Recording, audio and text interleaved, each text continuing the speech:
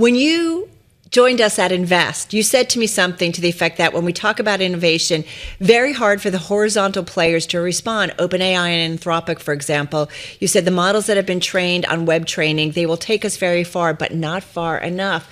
Do you think some of what we're seeing is kind of falls into your thinking? Although we should point out that Amazon is now working with OpenAI. How do you see this story? Because I think we're trying to make sense of it.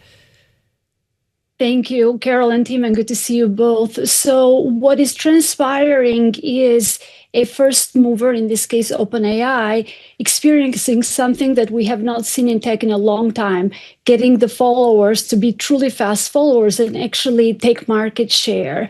So it's very interesting to watch because OpenAI came right off the gates with ChatGPT and had huge usage, largely driven by curiosity and interest and hype. And then you have Anthropic, which for a long time was viewed as a distant second, come right off the gates with the notions of trust, and they were going to be compliant, and the use of their models and output was going to fit into enterprise workflows.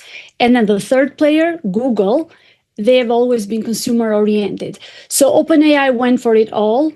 Anthropic focused on enterprise and Google focused on consumer. And Google, with $1 billion consumer channel, had a real advantage. The reality has so far shows that those two players have caught on and are perhaps holding back the growth of OpenAI.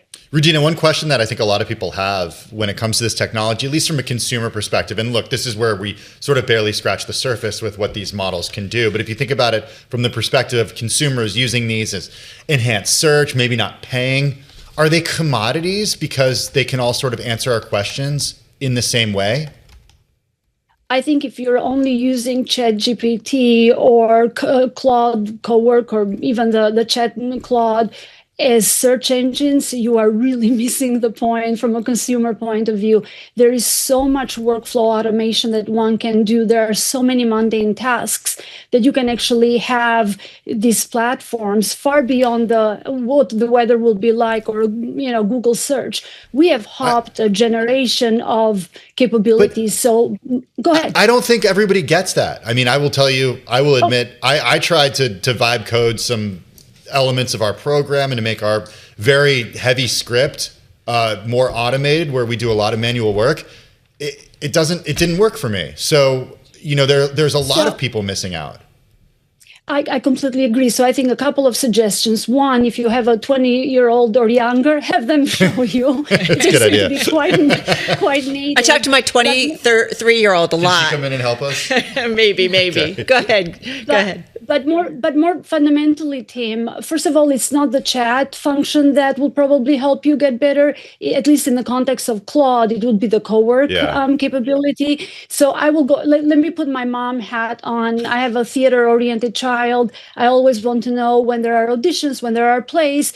So I have built all of that on co-work purely on prompt and not a single line of code. And I've even asked it to generate the content in a tile format so that it's something that I enjoy, ingesting and digesting as information, and it's actionable.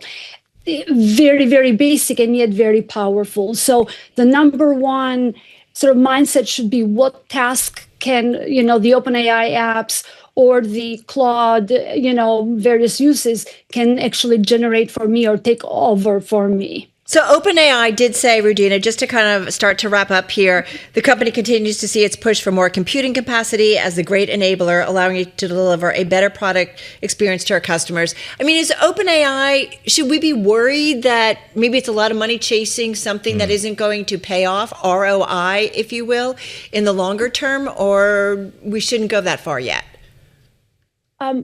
The fundamental question is, what is the something? If we are talking about horizontal platforms, I think it's fair, at least in this moment in time, I think it's fairly clear that it will be winners take most, not a single winner, and that we will see specialization along consumer and enterprise, and even within these markets, perhaps, smaller verticals. That I think will persist. When you look at the enterprise workflows and particularly vertical industries, I think we will see a number of new players that we probably don't even know the names of, Right. or I do. They've not made it to the public markets yet, that will really have specialized data, specialized architectures, and truly delivered high ROI, productivity, and beyond for the enterprise market. So one last question. So there might be a world as we continue to see this build and spend and attention spent on AI. You said to me about customer promiscuity. Customers use Gemini, next using ChatGPT Enterprise, and next day Claude. We're using everything because it's no high cost to switching around, but that will not continue. So there will be some fallout. These models, all of these large LLMs, might not be around in just got about 40 seconds.